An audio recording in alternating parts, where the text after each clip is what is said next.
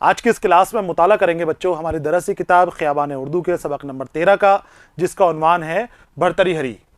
बच्चों इस सबक में भर्तरी हरी के लिखे हुए कुछ श्लोक हैं जिनका मंजूम तर्जुमा यहाँ पर दिया गया है। और भर्तरी हरी जो संस्कृत ज़ुबान के अजीम शायर हैं, इनकी लिखी हुई किताब नीति शतक से श्लोक लिए गए हैं और श्लोकों का तर्जुमा उत्तर प्रदेश प्रतापगढ़ के मशहूर शायर इम्तियाज़ुद्दीन ख़ान ने किया है। और इम्तियाज़ुद्दीन ख़ान ने बहुत ही खूबसूरती से नीति शतक के श्लोकों का तर्जुमा जो किया है उसमें ज़िंदगानी की सच्चाइयाँ बयान की हैं, ज़िंदगी की हकीकत बयान की है, अच्छे इंसान की पहचान बताई है, हक़ परस्तों की पहचान बताई है, दोस्ती और किस तरह की सोहबत हमें इख्तियार करनी चाहिए, उन हवालों से भी बहुत ही खूबसूरत और दिलचस्प मालूमात इम्तियाज़ुद्दीन ख़ान ने शामिल की है।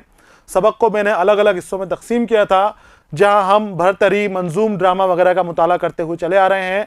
आज मैं आपके सामने हिस्सा नंबर 5 के साथ हाजिर हूँ। इस हिस्से में हम इस सबक से मुतालिक दिए गए सवालों के जवाबात हासिल करेंगे। ये सवाल हमारी दरसी किताब में श्लोकों से मुतालिक दिए गए हैं, श्लोकों के ताल्लुक में दिए गए हैं। तो हम शुरू करते हैं हमारा सबक का 5वां हिस्सा, मशकी सवालात। बच्चों मशकी सवालात के अंदर पहला सवाल जो आपके सामने आया है ये है पहले श्लोक से मुतालिक कि उतरा बुखार जहल पे अपने है अब नज़र। शायर कहता है कि उतरा बुखार जहल पे अपने है अब नज़र। क्यों कह रहा है शायर ये? सवाल देखिए, यहाँ पर बुखार उतरने से शायर की क्या मुराद है? बुखार उतरने से मुराद पूछ रहे हैं कि क्या मुराद है।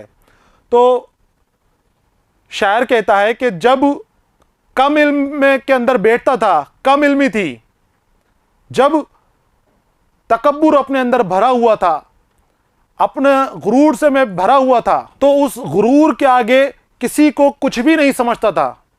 चाहे कितना ही बड़े से बड़ा शख्स आ जाए, कितना ही इज्जतदार शख्स मेरे सामने आ जाए, मैं उनकी बेइज्जती कर दिया करता था, मैं उनको रुस्वा और जलील कर दिया करता था।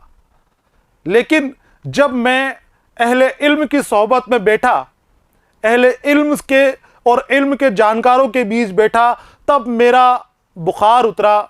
मेरा जो गुरूर और तकब्बुर का बुखार चढ़ रहा था, जब वो मेरा बुखार उतरा तो मेरी आंखें खुली और मेरी आंखों के सामने सच्चाई जाहिर हो गई कि मैं अपने तकब्बुर में अंधा हुआ था, मुझे कुछ नज़र नहीं आ रहा था। मैं जो काम कर रहा था, जिसमें फ़ख्र महसूस कर रहा था, वो मेरी जहालत थी। वो मैं लोगों को परेशान कर रहा था, नाहक लोगों को सता रहा था। अब जब मेरी आंखें खुली तो मैं अपने आप के ऊपर शर्मिंदा हो गया हूँ, अपने आप को जलील ख्वार समझ रहा हूँ, अपने आप को ख़राब समझ रहा हूँ। अब मेरा बुखार उतर गया है। यहाँ पर उस बुखार के बारे में बात की जा रही है जब शायर तकब्बुर कर रहा था, कम इल्मी की वजह से अपने आप को सब कुछ समझता था कि मैं ही सब कुछ हूँ, सबसे बड़ा मैं ही हूँ, मेरे अलावा कोई नहीं है, सिर्फ मैं हर बात में करता था। लेकिन जब उसको इल्म हासिल हो गया, अच्छे लोगों की सोहबत उसने हासिल की, तो उसका बुखार उतर गया और अब उसकी अपने जहल यानी जहालत, नादानी पे, ना समझी के ऊपर उसको अब नजर है। अब उसी के बारे में बातें करता है। इसका जवाब देखिए, आपको लिखना है। यहां बुखार उतरने से शायर की मुराद है अपनी लाइल्मी और खुद को बड़ा और सही मानने की गलत फहमी को समझ जाना है। शायर अपने आप को बड़ा मानता था, खुद फहमी थी उसके अंदर, अपने आप को ही सबसे अच्छा समझता था, अपनी ही तारीफ़ें करता था, जो उसने कह दिया वही सबके लिए हक होता था। कोई मना करता था तो उसके ऊपर वो जुल्म किया करता था। लेकिन जब वो सच्चे लोगों के साथ बैठा और हक परस्तों के साथ बैठा तो उसको आंखें खुल गई, उसकी सच्चाई सामने आ गई। तो देखिए, इंसान अपनी नाअहली और लाइल्मी में मगरूर होकर खुद को हकीकत का जानकार समझता है। समझते हैं कई लोग कि सबसे बड़े हम ही हैं, सारी बातों के जानकार हम ही हैं, लेकिन असल में वो बेवकूफ़ लोग हैं। जब सच्चाई सामने आएगी तो वो समझेंगे कि उस वक्त वो अंधे थे, कि इस तरह की चीज़ें वो देख रहे थे, और वो खुद पर तकब्बुर करने लग जाते हैं। उस मगरूर इंसान का सामना जब सच्चे और कामिल आलिम से होता है तो उसकी सोहबत से सच्चाई सामने आती है और पता चल जाता है कि उन लोगों के सामने वो हकीकत में कुछ भी नहीं है, उसकी औकात कुछ भी नहीं है। और जब उसको ये बात समझ में आ जाती है तब उसका बुखार उतर जाता है, तब उसकी लाइल्मी वाली बुखार जो सर पे चढ़ा हुआ है, जो उसका तकब्बुर है, जो उसका गुरूर है, वो सारा का सारा उतर जाता है और अब वो अपने कामों के ऊपर शर्मिंदा होता है, उसका सर शर्म से झुक जाता है, अपनी पुरानी बातों को याद करता है, परेशान होता है कि मैंने किस किस तरह की बातें की हैं, मैंने क्या क्या बातें किन किन लोगों के लिए बोली हैं, किस तरह से मैंने तकब्बुर लोगों के सामने दिखाया है, गुरूर में मैं अपने मगरूर हुआ फिरता था। तो वो सारी बातें उसके सामने आती हैं। तो ये कहता है कि अब जहल पे मेरे अपने नज़र है, अपने जहल की तरफ नज़र है, उसी से मैं परेशान हूँ। अगला सवाल देखिए, दुनिया में किस रोग की कोई दवा नहीं मिलती? सवाल नंबर 2 है। इस सवाल में पूछा गया है कि किस रोग की दवा नहीं मिलती। तो बच्चों, दुनिया में हर चीज़ का इलाज है। अगर हाथी मस्त हो जाए तो उसको अंकुश मार के सीधा कर लिया जाता है। अगर गधा घोड़ा मस्त हो जाए, गधा घोड़ा शरारत करे, बदमाशी करे, हंगामे करे, तो डंडे से उनको सीधा किया जा सकता है। हर चीज़ का इलाज है दुनिया के अंदर। लेकिन दानिश्ता अगर कोई गलती करे, अगर कोई जानबूझकर गलती करे, जानबूझकर गलत काम करे, तो उसका कोई इलाज नहीं है। हर चीज़ का इलाज है, लेकिन दानिश्ता हिमाकत का कोई इलाज नहीं बताते हैं शायर। देखिए इसका जवाब आपको क्या लिखना है कि दुनिया में हर रोग की दवा मिल जाती है, लेकिन जानबूझकर की गई गलती की कोई दवा नहीं है। अगर वो बीमारी हो तो उसको सही भी कर दें, वो बीमारी नहीं है, वो तो जानबूझकर गलतियां करे जा रहा है, वो अपने जहन के हिसाब से चल रहा है, तो फिर उसको नहीं सुधारा जा सकता। वो गलतियां करता ही रहेगा जब तक वो उस काम के ऊपर रहेगा। ये है सवाल नंबर 2 का जवाब। सवाल नंबर 3 की जानिब आते हैं। शायर के नज़दीक क्या चीज़ सदाबहार है? क्या आपका रंग रूप सदाबहार है? क्या आपके सजाए हुए जुल्फ़ें, जो आपके बाल हैं, आप तरह तरह से सजाते हो, तरह तरह के रंग में उनको रंगते हो, क्या ये सदाबहार हैं? ये हमेशा रह जाएंगे? आप क्रीम पाउडर चेहरे के ऊपर लगाते हो, मेकअप बनाते हो, तरह तरह के कपड़े पहनते हो, रंगीन कपड़े पहनकर सामने आते हो, लोगों को अपने तरह तरह के खूबसूरत लिबास दिखाते हो, महंगे महंगे जूते दिखाते हो, क्या ये सदाबहार है? नहीं, ये कुछ भी सदाबहार नहीं है। शायर कहता है कि अदब और तहजीब और सादगी, खुश इखलाक सदाबहार होते हैं। जो आपका अदब है, जो आपकी ज़ुबान मुहज़्ज़िब है, सादा ज़ुबान है, आपकी तहजीब शुदा ज़ुबान है, जो आप तमीज़ से बातें करते हैं, तहजीब से बातें करते हैं, जो अच्छे अमाल हैं, अच्छी ज़िंदगी जो आपने गुजारी है, वो यादें आपकी जो आपके पीछे रह जाएंगी, वो सदाबहार है, वो हमेशा लोगों को याद रहेंगी, वो कभी भी ख़राब नहीं होंगी, कभी भी उनके ऊपर ख़िज़ा का मौसम नहीं आएगा, हमेशा सदाबहार रहेंगी वो। तो लिख लेना आपको कि अदब और तहजीब, सादगी और खुश इखलाकी, ये सदाबहार है, यानी अच्छे इखलाक। ये था सवाल नंबर 3 का जवाब। आते हैं सवाल नंबर 4 की जानिब। समाज के लिए जिए और समाज के लिए मरने से शायर की क्या मुराद है? समाज के लिए जिए से माने क्या है? इसके माने ये हैं कि जितना हो सके उतना समाज के लिए काम करने की कोशिश करें। समाज में जो गरीब तबके के लोग हैं, परेशान लोग हैं, बेबस लोग हैं, बेकस लोग हैं, उनकी जैसे आप कर सकते हो, जो आपके अंदर क़ुव्वत है, उस क़ुव्वत के मुताबिक उनकी मदद करने की कोशिश करो। उनके लिए जो आप सामान फराहम करा सकते हो, वो सामान उनके लिए इंतज़ाम कराने की कोशिश करो। अगर आप रुपये पैसे से, मालो ज़र से मदद कर सकते हो, दौलत से मदद कर सकते हो, तो इस तरह से अपने लिए, समाज के लिए मदद करें। अगर आप अपनी क़ुव्वत से मदद करना चाहते हो तो क़ुव्वत से मदद करें। अगर आप अपनी जहन से मदद करना चाहते हो तो अपनी जहन से मदद करें। समाज के लिए जिए मतलब औरों के लिए जिए। खुद के लिए तो हर आदमी जीता है, जानवर भी खुद के लिए जीता है, लेकिन दूसरों के लिए हमने क्या किया? समाज के लिए हमने क्या किया? मुआशरे के लिए भी तो जो हमारी जिम्मेदारी होती है वो भी तो पूरी करनी है। तो दूसरों के लिए भी जीना चाहिए, लोगों के लिए भी काम करना चाहिए और उनके काम भी आना चाहिए। जवाब देखिए जो आपको लिखना है। समाज के लिए जिए और समाज के लिए मरने से शायर की मुराद है कि इंसान को सिर्फ अपनी ही फिक्र नहीं करनी चाहिए, बल्कि औरों के दुख दर्द और मुसीबतों को दूर करने की भी कोशिश करनी चाहिए। इंसान से मुआशरा है और मुआशरे से इंसान है, इसलिए जो भी काम करें वो अपने मुआशरे की बहबूदी और भलाई के लिए करें और हमेशा मुआशरे की फ़िक्रमंद रहें। अब मैंने आपको पहले ही बताया था, मैं आपको फिर समझा देता हूं कि आपके पास दौलत नहीं है, लेकिन आप मुआशरे की मदद कैसे करोगे? बच्चों, आप अपना इल्म के ज़रिए भी मुआशरे की मदद कर सकते हो। आप इल्म हासिल करो, बड़े बड़े ओहदों के ऊपर जाओ, ऊंचे ओहदों के ऊपर जाओ, ऊंची कंपनियों में मुलाजिम बनो, हिंदुस्तान की बड़ी मुलाजिमत हासिल करो। वो भी आप मदद कर रहे हो, वो भी आप खिदमत कर रहे हो। वो खुद के लिए ही कर रहे हो आप, लेकिन वो खुद के लिए नहीं है, वो आपके मुआशरे के लिए है। वो आपके ज़रिए से मुआशरे की भी मदद होगी। तो जितनी आपकी कुव्वत है कि आप पढ़ सकते हो, लिख सकते हो, आप अच्छी तरबियत हासिल कर सकते हो, अच्छी तालीम हासिल कर सकते हो, तो आप यही करो। अच्छी तरबियत हासिल करो, अच्छे इल्म हासिल करो और कामयाब इंसान बन जाओ।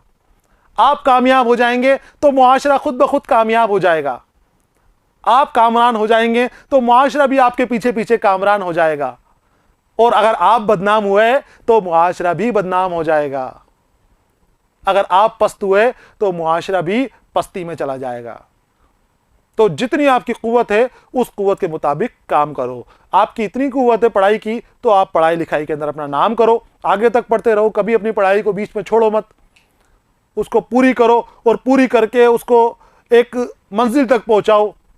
अपने लिए एक मंजिल मुकर्रर करो कि मुझे ये बनना है, यहां जाना है, मुझे IAS बनना है, मुझे RAS बनना है। वो अपने लिए मुकर्रर करो, उस जगह के लिए मेहनत करो।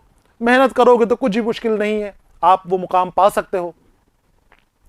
तो समाज के लिए जियो और समाज के लिए मरो, मुआशरे के लिए काम करो, लोगों के लिए जियो, लोगों के काम निकालो और उसी के लिए आपकी ज़िंदगी है। वहीं पर आप अपनी ज़िंदगी कुर्बान करने की कोशिश करो, वक्फ कर दो अपनी ज़िंदगी को इसी चीज़ के लिए, इसी काम के लिए। यह है सवाल नंबर 4 का जवाब। आगे आते हैं सवाल नंबर 5 की जानिब। शायर ने हक परस्तों की क्या खुसूसियत बताई है, तफसील से लिखिए। हक परस्त सच्ची राह पर चलने वाले, हक की राह पर चलने वाले। हक यानी सच, ईमानदारी का रास्ता। अब क्या पहचान बताई है? वो हमेशा हक की राह के ऊपर चलते हैं, वो ईमानदारी से अपना गुजर बसर करते हैं, वो हमेशा दूसरों के काम आते हैं, दूसरों के काम निकालते हैं, दूसरों के ऊपर एहसान करते हैं, कभी दूसरों का एहसान नहीं लेते। सीधे रास्ते पर चलते हैं, सच्चे रास्ते पर चलते हैं, ना किसी से कभी उधार मांगते, ना किसी से कुछ और कर्ज मांगते हैं। अपने आप को कामयाब बनाते हैं, कामयाबी की कोशिश करते रहते हैं। हक की राह के ऊपर अगर उनको किसी से मुकाबला भी करना पड़े तो अपनी तलवारें लेकर सामने खड़े रहते हैं, मुकाबले के लिए तैयार रहते हैं, सच के लिए हमेशा सामने खड़े रहते हैं, सच के लिए कभी भी मैदान छोड़कर नहीं भागते, ईमानदार बने रहते हैं। उन लोगों को अगर लालच दिया जाए, उनको जेवर दिया जाए, दौलत दिए जाए कि ये ले लो और हक की राह छोड़ दो, लेकिन वो कभी भी पीछे नहीं हटते, कभी भी लालच में नहीं आते। लालच जरा सा भी उनके अंदर आपको नहीं मिलेगा। यही हक परस्तों की शियार है। शियार के माने मैंने आपको बताए थे, पहचान कि हक परस्तों की यही पहचान है। जवाब देखिए इसका। हक परस्तों की पहचान ये है कि वो मुसीबत से कभी नहीं घबराते हैं, हमेशा हिम्मत और बहादुरी से अपने परेशानियों और मुसीबतों का मुकाबला करते हैं। वो किसी का एहसान नहीं लेते, बल्कि दूसरों पर एहसान करते हैं। एहसान कभी भी किसी का नहीं लेते, दूसरों को फायदा पहुंचाने के काम करते हैं। ना वो किसी से उधार लेते हैं और ना ही अगयार से कुछ मतलूबा करते हैं। किसी चीज की तलब उनको नहीं रहती, जो है उसी में खुश रहते हैं, उसी में उनकी जिंदगी गुजर बसर होती रहती है। हक की राह में वो बातिन से लड़ जाते हैं, हक के लिए अपनी तलवार हमेशा नियाम से बाहर रखते हैं। वो गरीब कंगाल होकर भी कभी भी दौलत और मालो ज़र के पीछे नहीं भागते, उसकी हिरस व हवस नहीं करते, ख्वाहिश नहीं करते, हमेशा हक पर चलते हैं और सदाकत और परहेजगारी से अपनी ज़िंदगी गुजर करते हैं। यह है हक परस्तों की पहचान, सच्चे लोगों की, ईमानदार लोगों की पहचान। इस तरह की ज़िंदगी अगर कोई गुजारता है तो वो सही मानों के अंदर हक परस्त है, सही मानों में सच्चा इंसान है, सीधा इंसान है, ईमानदार इंसान है और वही कामयाब इंसान है। ये था इस सवाल का जवाब। आगे आते हैं अगले सवाल की जानिब। सवाल नंबर 6 आपसे पूछता है कि तलवार की धार पर चलने से क्या मुराद है। तलवार की धार पर चलना एक मुहावरा है जिसके माने हैं बहुत मुश्किलों का सामना करना, मुश्किल रास्ते के ऊपर चलना, दुख दर्द और तकलीफों का सामने करना, मुसीबतों का सामना करना। और हक की राह बच्चों, हक की राह पर चलने के लिए बहुत मुश्किलों का सामना करना पड़ता है, परेशानियों का सामना करना पड़ता है, दुख दर्द और तकलीफों का सामना करना पड़ता है। तो शायर ने हक की राह पर चलने वाले को, हक परस्तों को तलवार की धार पर चलने वाला कहा है। जवाब देखिए इसका। तलवार की धार पर चलने का मतलब है मुश्किल और दर्द भरे रास्ते पर चलना। हक और सदाकत का रास्ता कांटों से भरा होता है, मुश्किल रास्ता होता है। इस राह पर तरह तरह की मुश्किलें और मुसीबतें सामने आती रहती हैं। इसलिए सच्चाई और ईमानदारी से ज़िंदगी बसर करना तलवार की धार पर चलने के बराबर है। जिस तरह से हम तलवार की धार पर चलते हैं, जिस तरह पर हम सच्चाई के रास्ते पर चलते हैं, वो बहुत मुश्किल रास्ता है और उस रास्ते पर चलना आसान नहीं है, बहुत मुश्किल रास्ता है। और तलवार पर चलना भी बहुत मुश्किल होता है। ज़ख्म लगने का डर रहता है, परेशानियों का डर रहता है। ऐसा ही डर हमें सीधे रास्ते पर चलने पर लगता है। लेकिन अच्छे इंसान, हक परस्त वही हैं, आला इंसान वही हैं कि वो इन परेशानियों पर भी हंसते हंसते गुजर जाए, इन मुश्किलात का भी सामना हंसते हंसते कर जाए। यह था सवाल नंबर 6 का जवाब। आगे आते हैं सवाल नंबर 7 की जानिब। सवाल नंबर 7 पूछता है कि बूंद के मुख्तलिफ अंजाम को शायर ने किस तरह बयान किया है। बूंद, पानी की बूंद गिरती है, अलग अलग सोबत इख्तियार करती है, तो वो अलग अलग अंजाम उसके होते हैं, उसकी किस्मत जुदा जुदा हो जाती है। वो अगर तपते हुए तवे पर गिरती है तो वो फना हो जाती है, ख़त्म हो जाती है। और वही पानी की बूंद अगर सीप के अंदर गिरती है तो वो बेशकीमती मोती बन जाती है। वही पानी की बूंद जब फूल के चेहरे पर गिरती है तो उसके अंदर तजल्ली बढ़ा देती है, उसमें आब और ताब की बाइस बनती है। वही एक बूंद अलग अलग सोबत इख्तियार करती है, अलग अलग उसकी किस्मत हो जाती है, अलग अलग तरह के उसका सामना होता है। तो किस्मत जुदा जुदा, सोहबत जुदा जुदा थी तो किस्मत जुदा जुदा। सोहबत अलग अलग है तो किस्मत भी अलग अलग है। सोहबत कैसी रखनी चाहिए वो पैगाम दिया गया था इस शेर में। तो बूंद के मुख्तलिफ अंजाम को देखिए। जवाब इसका, शायर कहता है कि पानी की एक बूंद अगर गर्म तपते हुए तवे पर पड़ी तो फौरन ख़त्म हो जाती है, भाप बनकर उड़ जाएगी, भाप बनकर आसमान में उड़ जाती है। वो सीप में गिरे तो बेशकीमती मोती बन जाती है और उसकी बूंद की किस्मत बदलकर बुलंद हो जाती है। तपते तवे पर गिरी तो फना हो गई, पस्त हो गई, और सीप में गिरी तो वो बेशकीमती हो गई, बुलंद किस्मत वाली हो गई। वही बूंद एक फूल पर गिरती है तो वो फूल की खूबसूरती में इजाफा कर देती है। बूंद जैसी सोबत इख्तियार करती है उसकी वैसी ही किस्मत हो जाती है। इसलिए अच्छे लोगों की सोबत इख्तियार करनी चाहिए, अच्छे लोगों के साथ बैठना चाहिए, अच्छे लोगों को दोस्त बनाना चाहिए, उसी के साथ रहना चाहिए। ये सवाल नंबर 7 का जवाब। 8 की तरफ आते हैं। सवाल नंबर 8 है कि अच्छों में अच्छी यारी होती है। इस बात को शायर ने किस तरह समझाया है। अच्छों में अच्छी यारी होती है, शायर ने समझाया है। शायर ने दूध और पानी के जरिए समझाया है। दूध और पानी एक जैसे होते हैं तो उनकी यारी भी अच्छी होती है और प्यारी यारी उनकी हो जाती है। और प्यारी कैसे हो जाती है कि जब दूध में पानी मिलाते हो तो पानी को दूध बिल्कुल छुपा लेता है अपने अंदर। पानी जो है दूध की रंगत इख्तियार कर लेता है, उसी के साथ हो जाता है, वैसा ही हो जाता है खलत मलत होके। लेकिन जब दूध को खौलाया जाता है, दूध को बहुत ज़्यादा गर्म किया जाता है और जलने की बारी आती है तो दूध में मौजूद पानी पहले जलता है। वो दूध के ऊपर आने वाली परेशानी को झेल लेता है और उसके बाद दूध के ऊपर परेशानी आने देता है, दूध के लिए वो चीज़ आसान कर देता है। इस तरह की यारी होनी चाहिए। देखिए, अच्छों में अच्छी यारी होती है, इस बात को शायर ने दूध और पानी के ज़रिए समझाया है। दूध पानी से यारी करके उसमें इस तरह गुम हो जाता है कि दूध और पानी एक ही रंग के नज़र आते हैं, दोनों की शक्ल एक जैसी हो जाती है। लेकिन जब दूध को गर्म करके खौलाया जाता है तो पहले पानी ही खुद को जलाता है, यानी दोस्त में मुश्किल आई तो दोस्त काम आया, उसकी मुश्किल को आसान कर दी। उसकी मुसीबत जो दोस्त के ऊपर आई थी वो खुद के ऊपर ले ली कि दोस्त को बाद में नुकसान होगा, पहले मैं अपनी जान फना करूंगा, मैं दोस्त के ऊपर कुर्बानी दूंगा। पानी अपने आप को जलाता है, इसलिए दोस्ती हमेशा अच्छे लोगों से की जानी चाहिए ताकि वक्त आने पर वो दोस्ती के लिए अपनी जान भी कुर्बान करने के लिए तैयार रहे। अपने इस तरह की दोस्ती होनी चाहिए जो सच्ची दोस्ती निभाए। सच्ची दोस्ती यही है कि दोस्त दोस्त के लिए कुछ भी करने के लिए तैयार रहे। यह है सवाल नंबर 8 का जवाब। सवाल नंबर 9 की जानिब आते हैं। खिदमत खल्क का वक़ार किन बातों से कायम है? खिदमत खल्क का वक़ार अच्छे आमाल से कायम है, अच्छे लोगों से कायम है। देखिए, खिदमत खल्क का वक़ार अच्छे ख़यालात, अच्छे अखलाक, किरदार की बुलंदी, बाशऊर गुफ्तार, हमदर्दी और रहमदिली से कायम हो सकता है। ये वो चीज़ें हैं जहाँ खिदमत खल्क का वक़ार कायम हो सकता है। यह है सवाल नंबर 9 का जवाब। सवाल नंबर 10 की जानिब आते हैं।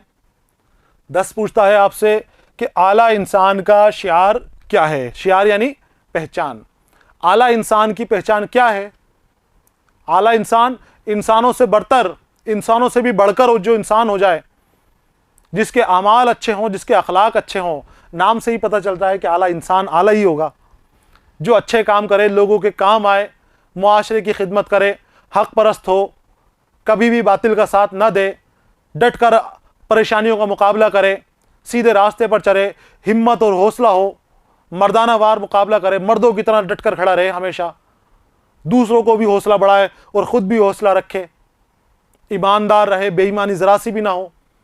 ये आला इंसान है। देखिए आप जवाब, इसका सबसे बड़ी पहचान है आला इंसान की मर्दानावार हिम्मत और हौसला। मर्दों के जैसा हिम्मत और हौसला होना चाहिए उसमें। आला इंसान गम और हादसात की परवाह नहीं करता। चाहे हादिसे आ जाएं पेश उसके सामने या गम के तूफान आ जाएं, वो कभी भी डगमगाता नहीं है। हक की राह वो कभी नहीं छोड़ता। अपनी हिम्मत और हौसले से बड़ी मुश्किल को भी और मुसीबत को भी पल में ख़त्म कर देता है। मुश्किल और मुसीबत जैसी भी हो, वो डट कर उनका मुकाबला करता है, सामने खड़ा हो जाता है मजबूती से और उस काम को पूरा कर देता है। चाहे उसे कुल्ज़ुम खूनी से कश्ती निकालनी पड़े, वो काम भी कर देता है, वो खतरों से भरा हुआ काम भी कर देता है। लेकिन हिम्मत और हौसला इसके लिए शर्त है कि हिम्मत और हौसला है तभी वो काम वो कर पाएगा और वही आला इंसान बन पाएगा। जो डर गया तो वो पीछे हट गया, वो भाग गया, तो फिर वो हक परस्त भी नहीं है, वो सच्चा इंसान भी नहीं है, वो ईमानदार भी नहीं है। वो आज मुसीबत देखकर भाग रहा है, कल हक के सामने कोई बातिल आ गया तो वो उसे भी देखकर भाग जाएगा, वो भागता ही रहेगा। तो फिर वो आला इंसान का नमूना नहीं है। आला इंसान वही है जिसमें हिम्मत और हौसला हो और हर परेशानी का वो मुकाबला करे, हिम्मत और हौसले से मुकाबला करे। ये सवाल का जवाब आपको लिख लेना है। सवाल नंबर 11 की जानिब आते हैं। इंसान को कामिल बनाने में शायर ने क्या मशवरा दिया है? कामिल इंसान यानी कामयाब इंसान कौन हो सकता है और कैसे हो सकता है? तो इसका जवाब भी बच्चों यही है कि जो हक पे डटा रहे, हिम्मत और हौसले से हर परेशानी का मुकाबला करे, ईमानदार बना रहे, सच बोले, सदाकत से अपनी ज़िंदगी बसर करे, वही कामिल इंसान हो सकता है, वही कामयाब इंसान हो सकता है। देखिए, हमेशा अल्लाह का जिक्र करता रहे, अल्लाह से गाफिल ना हो और हर हाल में नेकियां करता रहे, बातिल से दूर रहे और हक के करीब रहे, वो कामिल इंसान है, वो कामयाब इंसान है जो हक के करीब रहे। ये था सवाल नंबर 11 का जवाब। सवाल नंबर 12 की तरफ आते हैं कि अज़मत किरदार के लिए क्या क्या ज़रूरी है? अज़मत किरदार, किरदार की अज़मत के लिए, किरदार को अजीम बनाने के लिए, हक परस्त पे बनने के लिए क्या ज़रूरी है? हिम्मत और हौसला ज़रूरी है, ईमानदारी ज़रूरी है, सच्चाई ज़रूरी है, सीधा रास्ते पर चलना ज़रूरी है, हक परस्ती करना ज़रूरी है, आला इंसान की खूबियाँ अपने अंदर भरना ज़रूरी है कि हम हक परस्त भी कहलाएं, हम आला इंसान भी कहलाएं, हम सच्चे और सादिक इंसान भी कहलाएं। तब हमारा किरदार की अज़मत होगी, हमारा आला किरदार सामने आएगा। देखिए इसका जवाब, अज़मत किरदार के लिए ज़रूरी है कि इंसान हमेशा सीधे रास्ते पर चलते हुए हक परस्त बना रहे, ईमानदारी से अपनी ज़िंदगी को गुजर बसर करे, गरीबों की मदद करे, जालिमों के जुल्म के ख़िलाफ़ हिम्मत और शुजाअत से खड़ा रहे, मुआशरे की भलाई और बहबूदी के लिए फ़िक्रमंद रहे, दोस्ती के लिए अपनी जान देने के लिए भी तैयार रहे, अच्छे अखलाक, बुलंद फ़िक्र ख़यालात और बावकार गुफ्तार से आला इंसान की मिसाल बन जाए। तब हमारी अज़मत किरदार हो सकता है, हमारे किरदार की अज़मत हो सकती है, अजीम किरदार हमारा हो सकता है। यह है बच्चों सवाल नंबर 12 का जवाब, जो आपको लिख लेना है। और सवाल कुल 12 यहाँ पर हमारी निसाबी किताब में दिए गए हैं, जो मुकम्मल हो गए हैं। और इसी के साथ ही हमारा सबक भी मुकम्मल हो गया है, जो भर्तरी के नीति शतक से लिए गए दोहे थे, मंजूम दोहे थे, और बहुत खूबसूरत पैगाम इन दोहों के ज़रिए हमें दिए गए हैं, जिनके तर्जुमे अशार की शक्ल में किए गए हैं। बहुत अच्छे और ख़ूबसूरत हैं। और मुकम्मल होने के साथ ही हमारा सबक भी मुकम्मल हो गया है। अगले सबक के साथ मैं फिर आपके सामने हाजिर रहूँगा। तब तक के लिए इजाज़त दीजिए। पढ़ते रहिए, खुश रहिए। अलविदा।